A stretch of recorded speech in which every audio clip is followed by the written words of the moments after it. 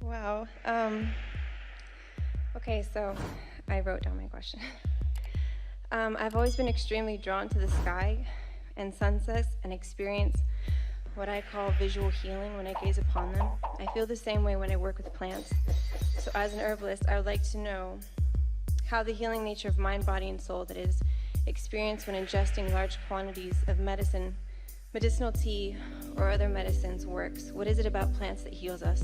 And how can I use these healing gifts to best help others? Well, your thoughts about plants are cleaner than your thoughts about other things. In some ways, it's because they're more general. You've never had a plant verbally abuse you, or abandon you, or talk smack about you. When you think about plants, your vibration is clear. So when you find something like that you can focus upon, it's like meditation, where you're focused with open desire. It's meditative in nature, in that your desire is strong and flowing, but what you're focusing upon allows what you're asking for to flow. And so that's why. Okay, so it's just no resistance when I'm focusing on plants. No resistance, usually, when you focus upon plants. Now, you could get resistant. You could start focusing upon their dying out or their being abused by the environment. You could add resistance to that recipe. You just usually don't. So is it the non-resistance that heals people, or Yes. do the plants actually heal people? Yes. It's just the non-resistance. So this is the conversation about thoughts turning to things. Yes, there are healing properties in plants. There are healing properties without plants. There are healing properties in the air you breathe. The same thing the plant is made up of, so is the air, and so is the sky, and so is the sea.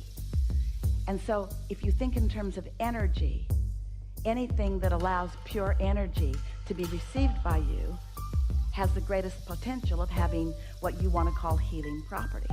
What we want to call healing properties, yes, but less resistance, yes.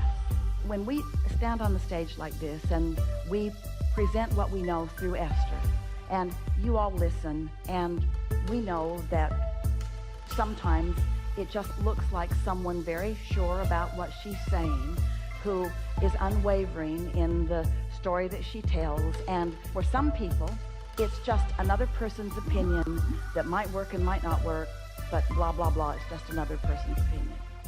But we know for sure that if you have a strong desire or a desire, and you find a way, meditation is a good way, it's the best way we know, of clearing your resistance and allowing your vibration to rise, that once your vibration has risen to the vibrational equivalency of your inner being, who is standing with all of the solutions to your problems and all the answers to your questions and all the roadmaps to your path of least resistance, that when you allow that to happen on a pretty consistent basis yourself, that ideas begin to flow to you, and then a path of lesser resistance unfolds. And sometimes that path takes you to a plant, because for you it's the path of least resistance.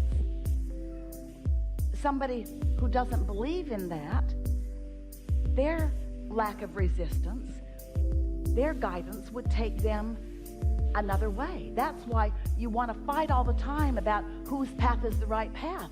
And what we would like to say to you is that you each have individual paths, and each of your paths is the right path. And if you will just trust your inner being knows what your path is, if there is anything that we would like to leave you knowing, or say it loud enough that you could hear it, that never happens. But sometimes we can say it often enough that you begin to hear it, is that when you find a way to feel better more of the time, then more of the things that you want begin showing up in your experience. And when you start making the conscious association between how you feel and what happens next, now you've got it.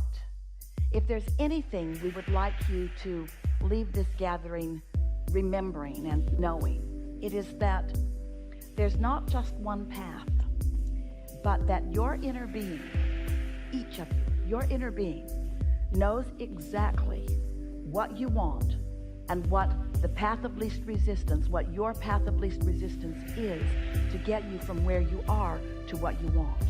So in the non-physical sourcedom, there are no committee meetings where we are debating what the path of least resistance is, because there isn't a path of least resistance, because it is an individual thing that has to do with the desire and the belief of the individual on the path. Don't you love knowing that? You are so known and so tended to and so adored that your precise placement along your path, of which you, by the way, have thrown a whole lot of stuff, we're just saying, if it were not for you, there would be no resistance on your path. But if it were not for you and your resistance, there would be no path.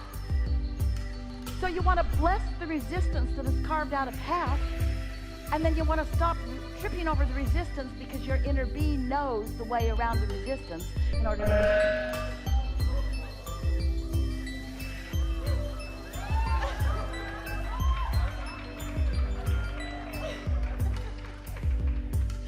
That's the power of desire. That was really good. That's really good. That's you asking, and Esther conjuring an intensity that was unnecessary. Something more? One more quick question. Since I was little, I've always seen what I used to call static in the air. I used to tell my mom, and she would just say, I need well, glasses. Thanks for the static, because Yeah. you just produced it. Yeah. So this clear static changes speed and direction, and actually when I first saw you, it felt like an explosion of static Yeah, we heard it. going out. Yeah. So I heard something from you before saying that's energy, but I just wanted to know, sometimes I feel like it impairs my vision because it's hard to focus on something when I see so much in between me and that thing. The answer is just chill a little. Because what's happening is you're revving up. This is where this whole seminar started today. You're revving up more desire than your open valve is allowing, which puts unnecessary tension into the mix. That's all. But how come I can see it? Because some people translate vibration verbally, some people translate it visually, some people translate it through their solar plexus in the form of emotion. You're just a translator of it. It's a good thing. Okay. Thank you. Thank you. Yeah.